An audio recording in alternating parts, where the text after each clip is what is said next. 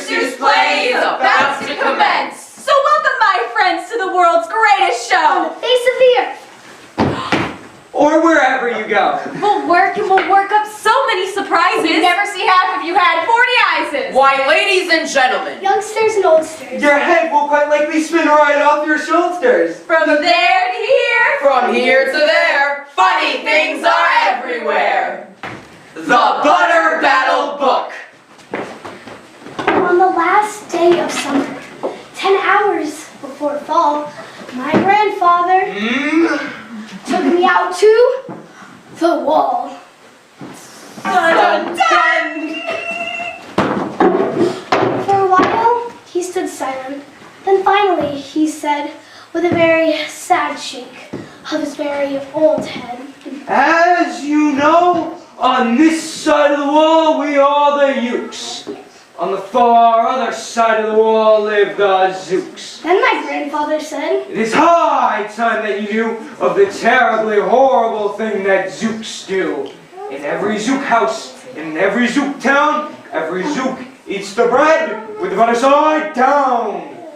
But we Ukes, as you know, when we breakfast ourselves, spread our bread Grandpa said, with the butter side up. That's the right, honest way. Grandpa grated his teeth. So you can't trust a Zook who spreads bread underneath. They all must be watched. They have kinks in their soul. That's why, as a youth, I made watching my goal for the Zook watching border patrol. Now, in those days, of course, the wall wasn't quite so high, and I could look any Zook square in the eye. And if he dared to come close, I would give him a twitch from my tough-tufted, prickly snakeberry switch. For a while, that worked fine. All the Zooks stayed away. But then, one terribly horrible day, a very rude Zook by the name of Anich snuck up and slingshotted my snakeberry switch. With my broken off switch and my head held in shame, to the chief Ukaroo in great sorrow I came. My leader just smiled. You're not to blame, and those Zooks will be sorry they started this game. We'll dress you right up in a fancier suit. We'll give you a fancier slingshot to shoot. Then she ordered her Ukes in the back room to figure how to build me some sort of triple sling jigger. With my triple sling jigger, I sure felt much bigger, and I walked up to the wall with great vim and great vigor, right up to Vantage, with my hand on the trigger. We'll take no more nonsense, I said with a frown, from you Zooks, who eat bread with the butter side down. Vantage looked quite sickly. He ran off quite quickly. I'm unhappy to say he came back the next day in a spiffy new suit with a big new machine. And he snarled as he said, looking frightfully mean, You may fling those hard rocks with your triple sling jigger, but I also now have my hand on a trigger. My wonderful weapon, the jigger rock snatch 'em. We'll fling 'em right back, just as quick as we catch 'em. We'll have no more nonsense, we'll take no more guff from you Ukes who spread bread with the butter side up. I failed, sir. I sobbed as I made my report to the chief Ukaroo in the headquarters fort. Our leader just laughed.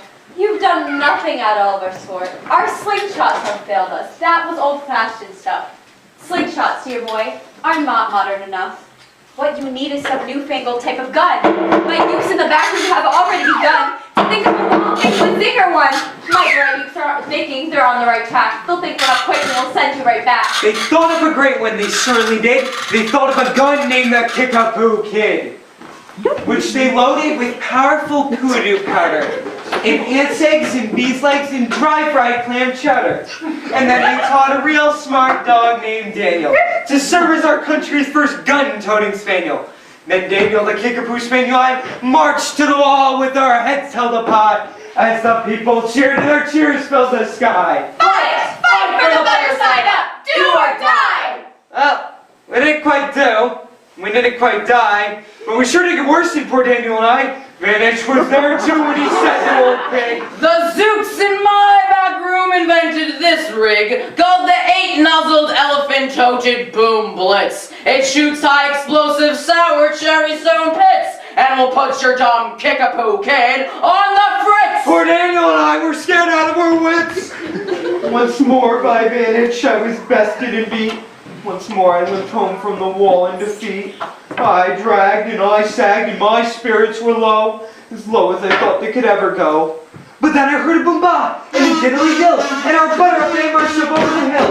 The chief Euchre had sent them to greet me, along with the right side up singers to meet me. They said, Oh, be faithful, believe in thy butter. and then lifted my spirits right out of the gutter. My boy, Said the chief, we just voted and made you a general. You've been promoted. Your pretty new uniform's ready. Get in it. The big war's coming, and you're going to begin it. And what's more, this time you are certain to win it. My youths in the back room have finally found how. Just wait till you see what they've puttered up now. In their great new machine, you'll fly over that wall and clobber those butter-down zooks, one and all. those Ukes in the back room sure knew how to putter. They made me a thing called the utterly sputter. And I jumped aboard with my heart all aflutter. This machine was so modern, so frightfully new, no one knew just exactly what it could do. But it had several faucets that sprinkled blue goo, which would somehow sprinkle the zooks as I flew and gum up that upside down butter they chew. I was racing pell-mell when I heard a voice yell. If you sprinkle a zooks, you'll get sprinkled as well! It was Vantage, and he had a sputter exactly like mine. He yelled, My blue gooer is working just fine, and I'm here to say that if Ukes can do zooks, you'd better forget it, 'cause zooks can do ukes! I flew right back home, and as you may have guessed, I was downright despondent, disturbed, and depressed. And as I sat back down on land, I noticed so were all the girls in the butter-up band. The chief drum majorette, Miss Yuki and Sue, said, That was a pretty sour flight you flew, and the chief Euchre has been looking for you. I raced to her office. The place was a sight, Have no fears. said the chief. Everything is all right. My bright backroom youths have been brighter than bright. They've invented a gadget that's newer than new. It is filled with mysterious moo-laka-moo and can send those zooks clear to Salamagoo. They've invented the Bitsy Big Boy Boomeroo. You just run to the wall like a nice little man. Drop this bomb on the zooks just as fast as you can. I've ordered all my youths to stay safe underground while the Bitsy Big Boy Boomeroo is around. As I raced to the wall with the bomb in my hand, I noticed that every Uke in our land was obeying our chief Euchre's grim command. And that's when Grandfather found me. He grabbed me. He said, You should be down that hole, but you're up here instead. Perhaps this is all for the better somehow. You shall see me make history, right here and right now. Grandpa leapt up that wall, the mopulous leap. He cleared his horse throat, the populous beep. He screamed, Here is the end of that terrible town, full of zooks who eat bread with the butter side down. At that very instant, we heard a pluck, a feet on the wall, and an old Vantage clubbed up. The zooks in his back room had made him one too, and in his fist was another big boy boomeroo. I'll blow you He yelled, into pork and wheat beans! I'll butter side up you to small smithereens! Grandpa, I shouted, be careful, oh gee. Who's going to drop it, will you, or will he? Be patient. Said Grandpa. We'll see. Oh, we'll see. So what happened next? Which one of them dropped What it? if they quit biting? What if they just stopped it? Yeah, okay.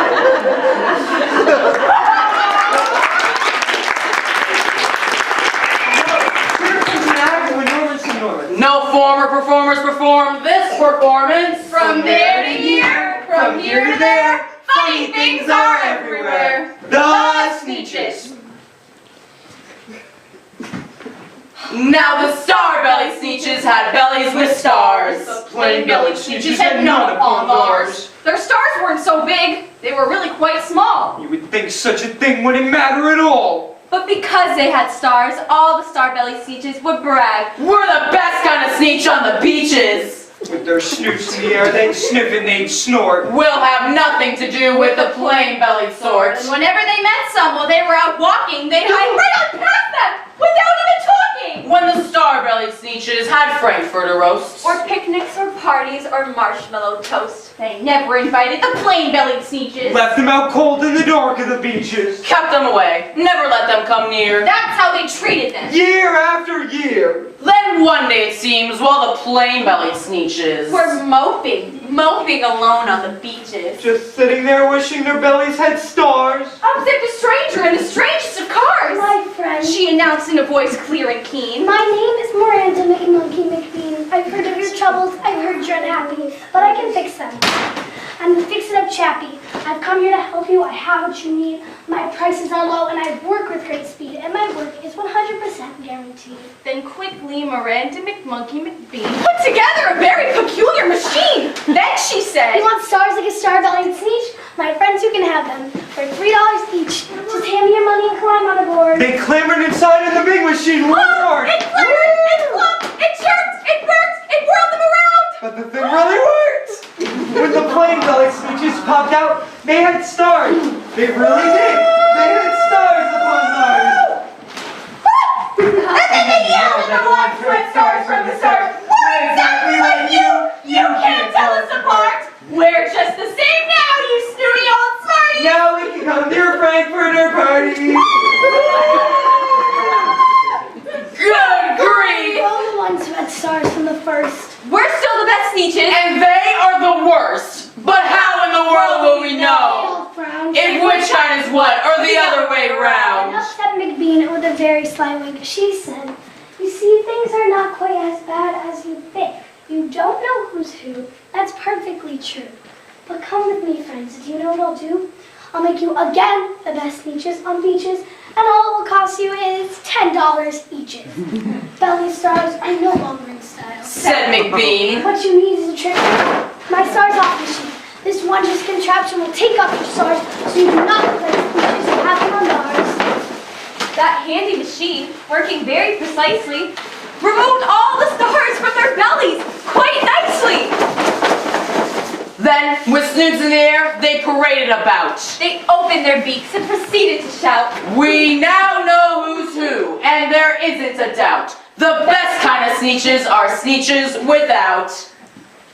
Then, of course, those with stars got frightfully mad. To be wearing a star was now frightfully bad. Then Miranda McMonkey McBean invited them into her stars off machine. Then, of course, from then on, you can probably guess, things really got into a horrible mess. All the rest of the day on those wild, screamy beaches, fix-it-up chappie was fixing up Sneeches. Off again, on again, in again, out again, through the machine and back round again. Still paying money, still running through, changing their stars every minute or two. So neither the plane nor the star bellies knew whether this one was that one or that one was this one. But everyone said, the fix-it-up chappie packed up! And she went. And she laughed as she drove in her car up the beach. Though they will never learn. You cannot teach a Sneech. But McBean was quite wrong, I'm quite happy to say. The Sneeches learned quite a lot that day. That day, they decided that Sneeches are Sneeches. And that no kind of Sneech is the best on the beaches. That day, all the Sneeches forgot about stars, and whether or not they had them upon Mars. Aww! Congratulations! Today is your day. You're off to great places. You're off and away. You have brains in your head. You have feet in your shoes. You can steer yourself any direction you choose. You're on your own. You know what you know. And you are the one who will decide where you go. Will you succeed? Yes, you will indeed. 98.75% guaranteed. From there to here. From here to there, funny things are everywhere. Horrid hatches the egg. Sighed Maisie, a lazy bird hatching an egg. I'm tired and I'm bored and I've kinks in my leg. From just sitting here day after day. It's work! How I hate it, I'd much rather play. I'd go off for a vacation, fly off for a rest if I could find someone to stay in my nest.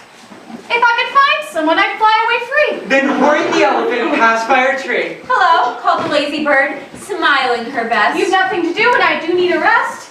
Would you like to sit on this egg in my nest? The elephant laughed. Why of all silly things? I haven't feathers, and I haven't wings. Me, on your egg? Why, that doesn't make sense. Your egg is so small, ma'am, and I'm so immense. Tut tut! Answered Maisie. I know you're not small, but I'm sure you can do it. No trouble at all. Just sit on you're gentle and kind. Come, be a good fellow. I know you won't mind. I can't. Said the elephant. Please, said the bird. I won't be gone long, sir. I give you my word. I'll hurry right back, but I'll never be missed. Very well. Said the elephant. Since you insist, you want a vacation. Go fly off and take it. I'll sit on your egg and I'll try not to break it. I'll stay and be faithful. I mean what I say. Toodaloo! Say no, Maisie, and she fluttered away. Then carefully, Tenderly. Gently. he crept up to the nest where the little egg slept. Then he smiled. Now that's that. And he sat. And he sat. And he sat. And he sat. And he sat all that day and he kept the egg warm. And he sat all that night through a terrible storm. It poured and lightning. Thunder. It rumbled. This isn't much fun. The poor elephant grumbled. I wish you'd come back because I'm cold and I'm wet. I hope that Maisie bird doesn't forget. But Maisie by this time was far beyond reach, enjoying the sunshine way off the mountain. Having such fun, such a wonderful rest, deciding she'd never go back to her nest. Nah. So Hori kept sitting there day after day. And soon it was autumn. The leaves blew away.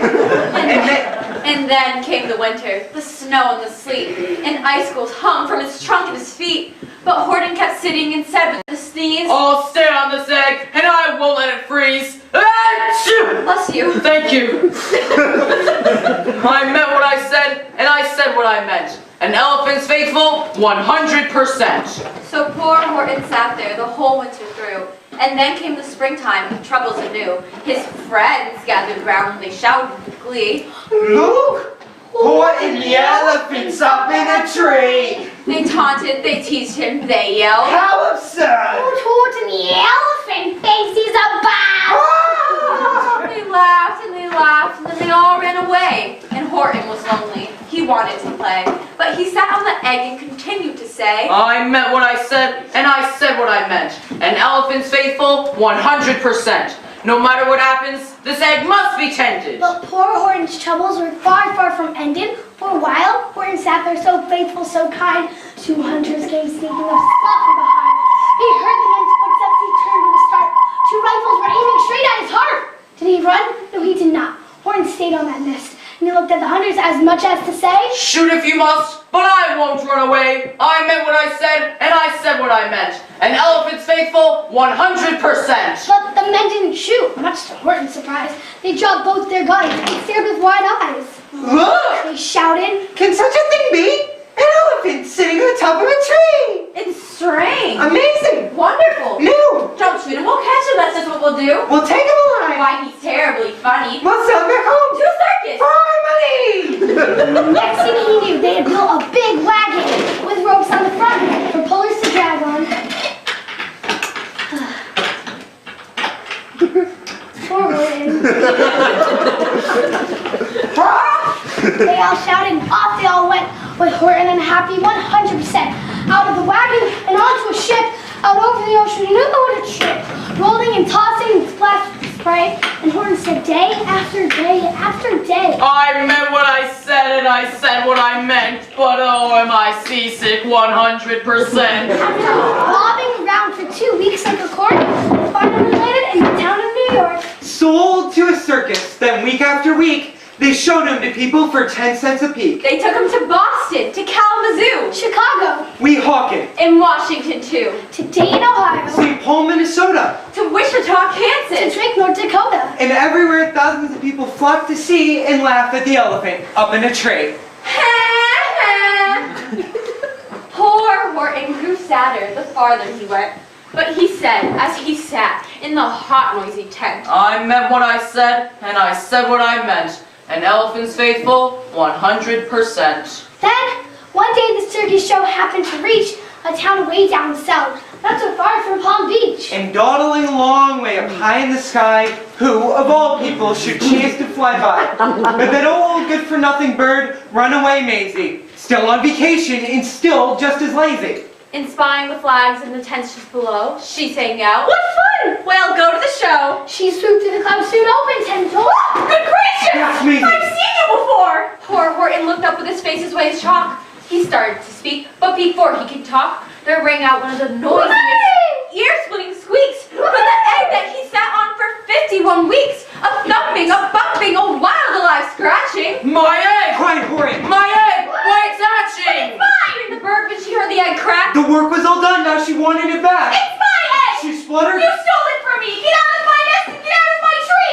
bore Horton back down with a sad, heavy heart.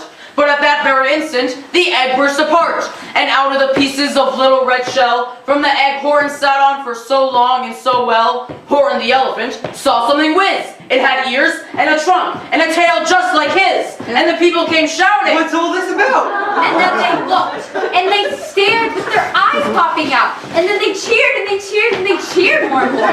They'd never seen anything quite like it before. My goodness, my gracious. My word, they shouted. My word. Why, it's something brand new. It's an elephant bird. And it should be like that. The Horton was faithful. He sat. He meant what he said. He said what he meant. and they sent him home happy. 100%.